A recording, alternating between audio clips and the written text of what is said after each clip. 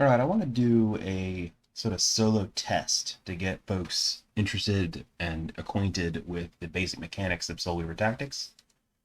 Basic disclaimer, everything is placeholder. This is super duper early alpha. This is actually an alpha prototype. It's not even regular alpha. But let's get into it. When you start up, you're going to be facing this screen. If there could already be rooms in here, but in this case, I'm just going to make a room called Room Time. Create a room. This is going to bring me to the deck selector.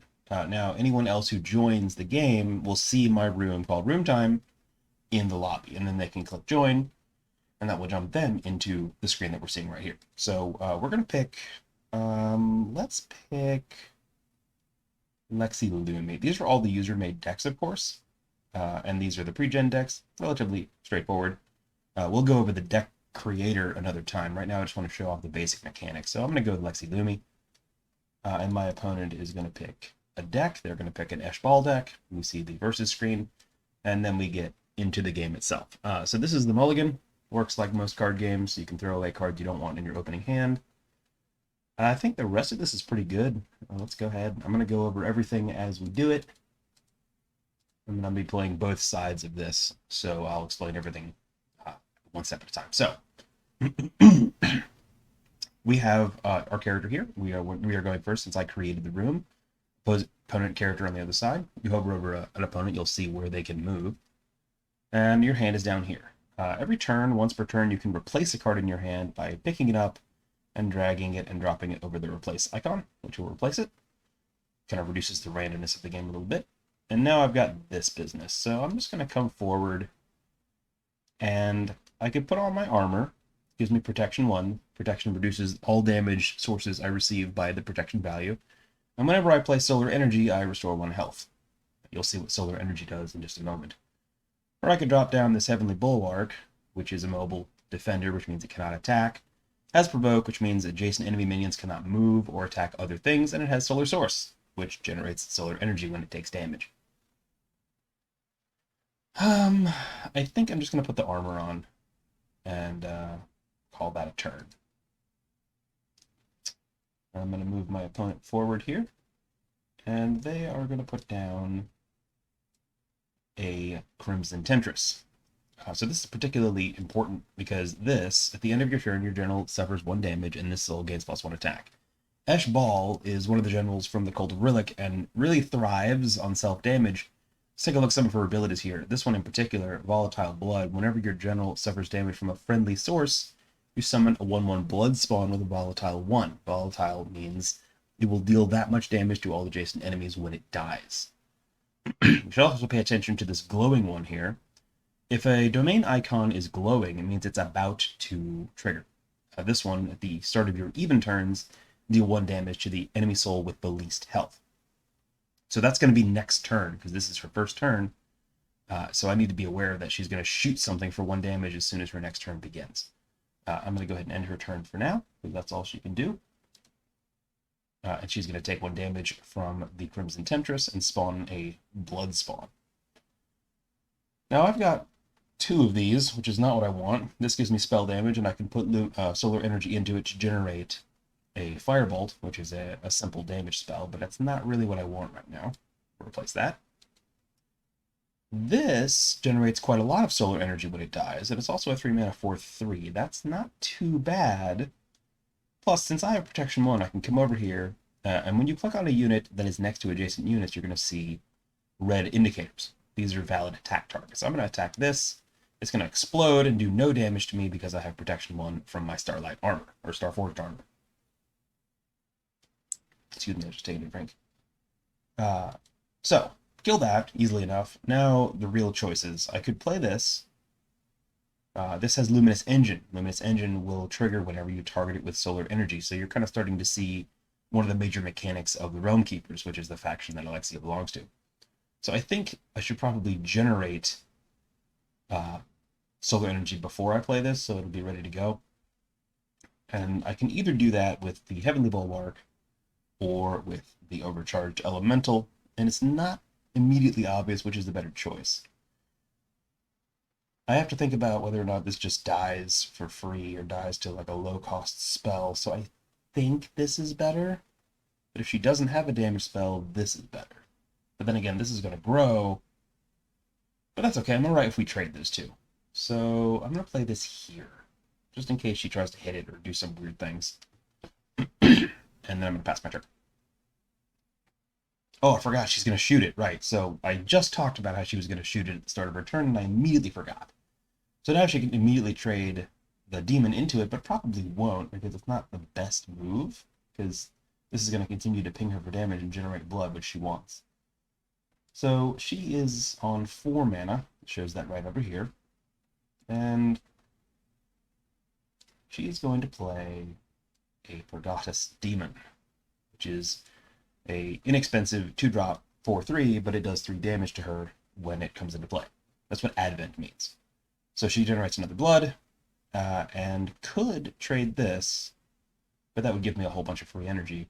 Then again, she doesn't really want to lose that, so she's going to use her other ability. When you see a mana icon in the domain ability, that means it is activated, and you can use it once per turn for that amount of mana. This, of course, does 2 damage to whatever you want, and 2 damage to your own general. What she is going to do to shoot my my guy. Now, thankfully, I've got Starlight Armor, because normally Solar Energy does 1 damage to you when drawn. That's kind of the drawback of this particular mechanic. But you can also play it to do 1 damage to an enemy minion, so it's kind of somewhat versatile. She's going to end her turn, pass it back to me. So I'm in kind of a troublesome situation here. My opponent's board is quite scary, and I don't really have a whole lot going on right now. I can, however, kill these for free due to my protection from my armor, but that's not going to last. So this is not an easy turn. Now I could play this.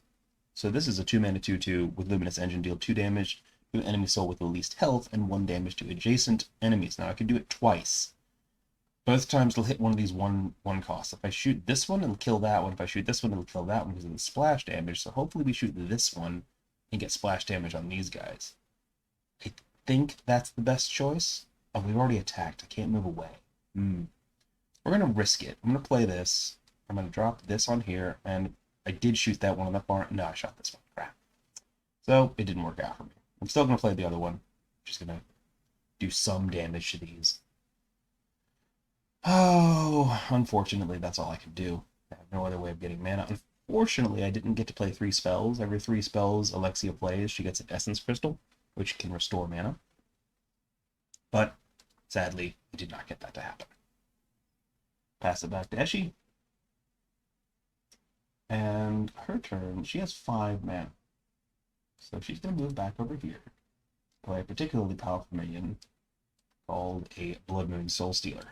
Now this has flying, which means it has +6 speed, as the tooltip suggests, and when it dies, it summons a copy of a minion in my deck that costs between 4 and 6, so it's got double value. And at this point, I am quite concerned.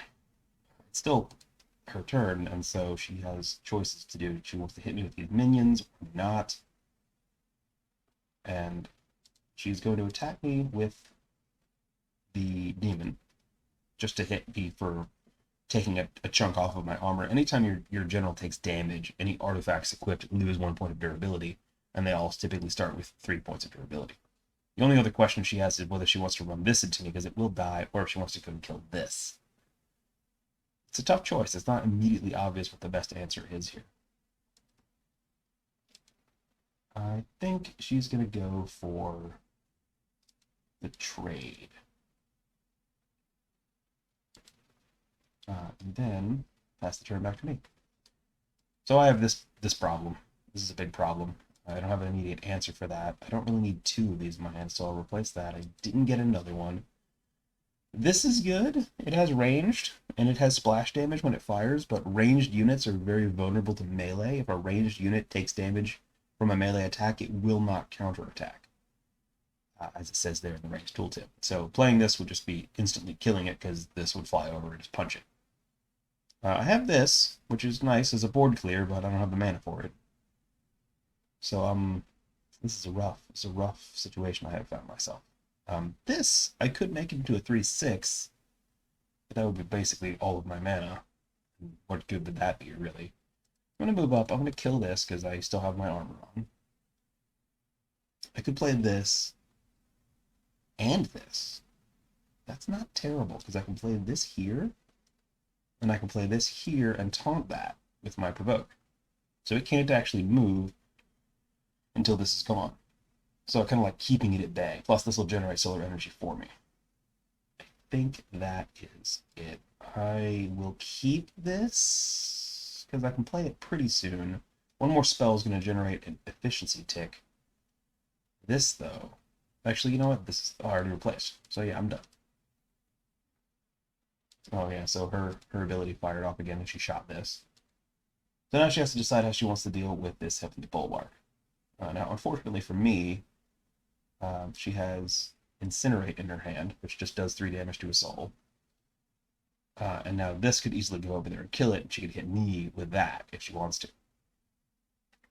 But worse yet, she has 2 Incinerates in her hand. So now this thing is free to fly around and do whatever it wants, which it will fly over here and punch me, taking off another tick of my armor. She still has 4 mana left. And she's going to play Kindler. This, whenever you summon another soul, deal 1 damage to an enemy soul with the least health, which is extremely dangerous because this is going to hit her for 1 damage, which is going to spawn blood spawn, which is going to trigger this, and so she's going to do another free pain. And she still has 2 mana, so this is getting pretty scary. She's going to activate Reckless Blaze and shoot my golem, which immediately does damage to her, because Reckless Blaze does damage to her, so it spawned a blood spawn, which caused this to deal 1 damage and finish it off. So I'm surrounded. I basically don't have much of a choice other than to use my board clear as soon as I have the mana for it, but it's looking pretty grim for me here. This game has got some balancing to go through, as you might imagine. So this is rough.